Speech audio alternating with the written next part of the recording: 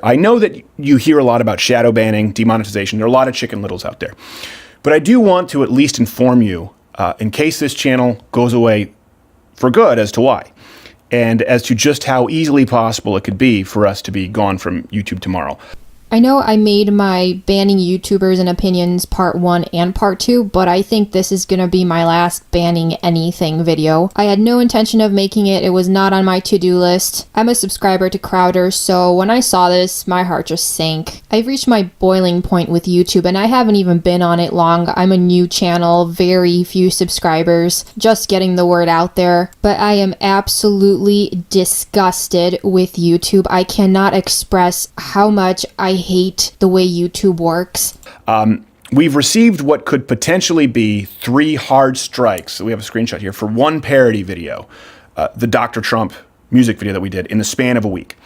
And unless we come to terms with YouTube and the corporate overlords, YouTube rules say that 3 strikes gets your channel removed. Now, I want to be clear, I'm not exactly sure in this instance if it counts as 3 strikes or just 1, since we used this same video 3 times in a commercial break.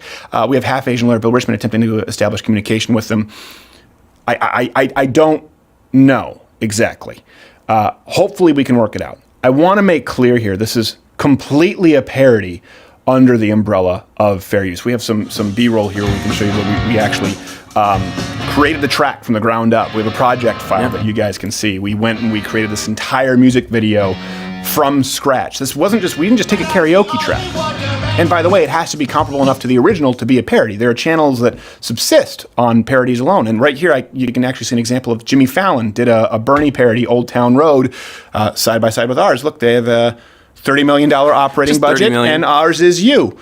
And then people in my comments section tell me that YouTube is not selective. Please. Mug Club. So I want to be clear, this might not be an exact example of an instance here of anti-conservative bias, okay?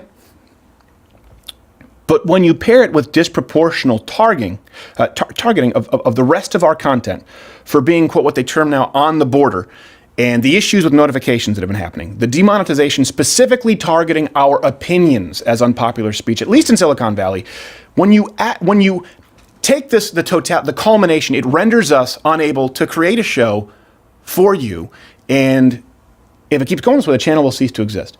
Now, what we do here is very different, as is our relationship with corporate censorship. Take for example, let me give you an example, pure comedy channel out there that only does the occasional parody. Yeah, you know, this kind of thing would hurt them, it would suck, wouldn't be debilitating. Take more conservative leaning channels that maybe they've seen some radical demonetization based on a point of view. We know that happens quite a bit, but one that doesn't do comedy. It'd be hard, but they can find other ways to generate revenue. Let's think of a channel that has 50 million subscribers and they find out that their notifications like ours are broken, or that YouTube changed an algorithm to throttle their organic search views or related content views. It would suck, not be crippling. But we experience all of that, and we experience it daily. And even more, the rules keep changing. YouTube claims that there isn't an anti-conservative bias, that they want to have conservatives on the platform, but that they want to encourage a healthy discussion. Okay, I want to take that at face value. But they demonetize and restrict the change my mind videos. I think Steven here is trying very hard to keep his cool without exploding or saying anything more than he is, and I have to just give him credit for keeping it together, because I think there is so much more that he would like to say but is not saying. I think one of 2 things can happen here. 1, YouTube will completely shut down his channel, or 2, they will shut it down, give him a good scare, and after a lot of petitioning and a lot of backlash towards YouTube, they will put it back up with some heartfelt story that they were trying to do the right thing and blah, blah, blah. Genuinely, here's a question to you. This isn't a victim complex. We're trying to play by the rules. Let me ask you something. If a conservative cannot create a long-form, unedited, no profanity, civil dialogue segment like Change My Mind without being punished, how can conservatives create content for YouTube? What content could possibly be acceptable? I'm trying to figure it out. And it's been a tiring week. And this is why Mug Club is more important than ever. You can join up at loudwithcrowder.com/Mug Club, support the show. You get access to the full daily show, not broadcast on YouTube. You get this wonderful, girthy, hand-etched mug and the entire Blaze TV catalog and lineup.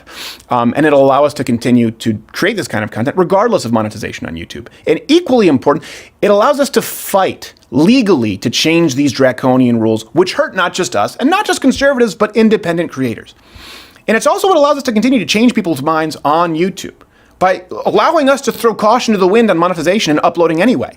We don't care if we're monetized or not because we're monetized by you. That's how we have a parody that's better than a $30 million operating budget. No offense to Jimmy Fallon, but that sucked.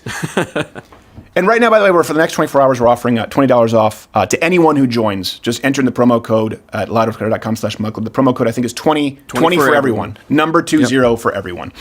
Or, and listen, this is the alternative. You don't join up. This show, as you know it, we'd no longer be able to produce it. We've reached a crossroad unless people join Mug Club. We can't do this show, these segments, on YouTube or any platform. Sure, listen, I could lay off the 15 people, staff and crew, and just talk into a camera without any sketches, any parodies, satire, on-location videos, change my mind, or even so much as ever addressing a controversial issue. I could do that. But that's not the show that this crew has worked so hard to create for you. And you've made it clear that it's not the show that you want from us. And you've made it clear not just to us, but to YouTube. And that's equally important. That's probably more important. You've made it clear to YouTube that this is the content you want. And it's not a violation of any rules. That's not what we set out to do. And I know people often say, we hear this a lot, like, well, why don't you just upload your stuff to BitChute or insert any other streaming site of the day here? And we can, and sometimes we do, as a safety. Yeah. But it doesn't help us in any way create content going forward. That's like telling someone whose consumer electronics were banned from stores, well, you can just give it away at a flea market. We could. The only way this continues, right now we're standing on the barrel of 3 potential copyright strikes. Hopefully Half Asian Lawyer does what Half Asian Lawyer does.